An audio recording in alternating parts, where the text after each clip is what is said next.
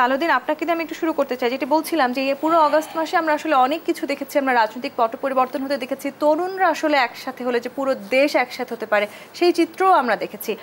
সেখান থেকে আসলে আমরা নতুন অন্তর্বর্তীকালীন সরকার পেয়েছি, তাদের সামনে যখন একে একে অনেক ধরনের চ্যালেঞ্জ আছে, এই বন্যা পরিস্থিতি আসলে নতুন করে আরও একবার আমাদের সামনে আরও একটি নতুন চ্যালেঞ্জ এনে দিল কিনা? ধন্যবাদ। আপনি তো একসঙ্গে বন্যা এবং রাজনীতি ঢুকিয়ে ফেলছেন। তা আমি মনে হয় বন্যা দিয়ে আগে শুরু করি। হ্যাঁ, রাজনীতির আলোচনাটা আমাদের সর্দার পরিদের আলোচনার পরে করব। প্রথমত তো এই বন্যার ভয়াবহতা কী রূপের এটা নিয়ে আমি আর বলার কোনো দরকার নেই, এটা বাংলাদেশের সমস্ত মানুষ দেখেছে।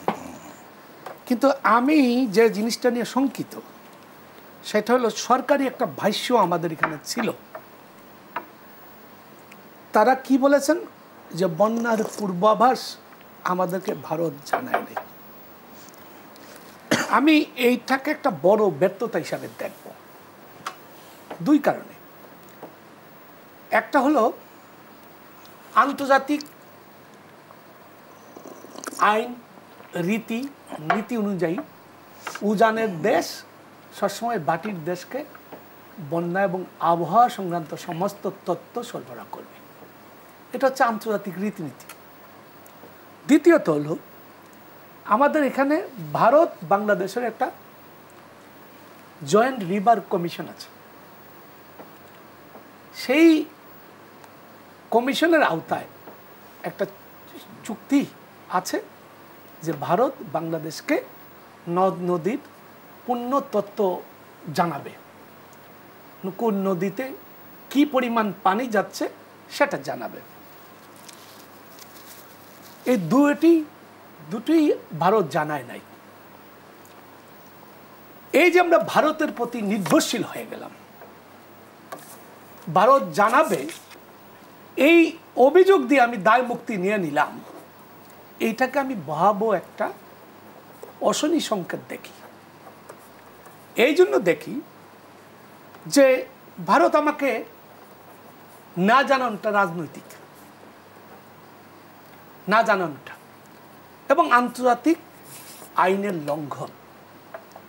ভারত আপনি কি করবেন? ভারত একটা বড় দেশ, আপনাকে একটা বিকল্প ব্যবস্থা রাখতে হবে। কেন আপনি ভারতের উপর নির্ভরশীল থাকবেন?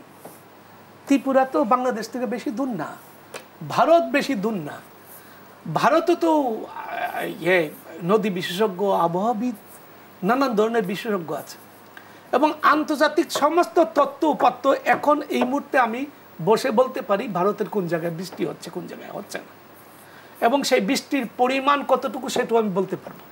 আগামীকাল কি ধরনের বৃষ্টি হবে সেটাও আমি বলতে পারবো।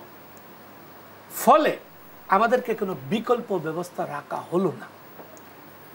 কারণ আমরা যদি বিকল্পভাবে যদি আমরা ওখানে আমাদের যে বাংলাদেশ দূতাবাস আছে তাদেরকে যদি আমরা দায়িত্ব দিতাম যে আমরা সম্মানই দেব, আমাদের নিজস্ব বিশেষজ্ঞ ভারতের মধ্যে থেকে রাখো যে আমাকে তথ্য উপাত্তগুলো দিবে, এই যে দেয় নাই। আপনি দেখবেন বাংলাদেশ একটা বিরাট সাফল্য অর্জন করছে।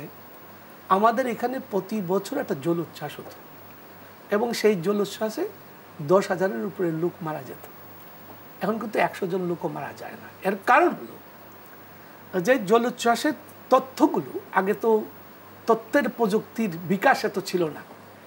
এখন গ্রামের যে কোনো লোক আপনার একটা রাষ্ট্রীয় ভাষ্য তারা জানতে পারে, এবং এই ধরনের নানান ধরনের আশ্রয়কেন্দ্র গড়ে উঠেছে, একটা প্রস্তুতি নেওয়ার সুযোগ আছে। এই যে আমি শেষ করব, এই যে আমাদেরকে জনগণকে জানানো হলো না যে একটা বন্যা ভয়াবহ রকমের আসতেছে, অন্তত তোমরা নিরাপদে চলে আসো, এইটাকে আমি একটা ব্যর্থতা হিসেবে দেখি।